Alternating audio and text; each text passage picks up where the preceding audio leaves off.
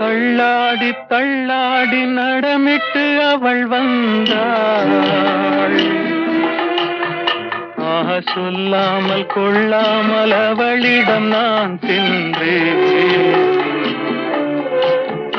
அது கூடாதென்றாள், மனம் தாழாதென்றாள், ஒன்று நானே தந்தேன் அது போதாதென்றாள். போதாதென்றாள். அனுபவம் புதுமை அவளிடம் கண்டே, அந்நாளில் இல்லாத பொல்லாத எண்ணங்களே, பொன்னான கைப்பட்டு புண்ணான கண்ணங்களே.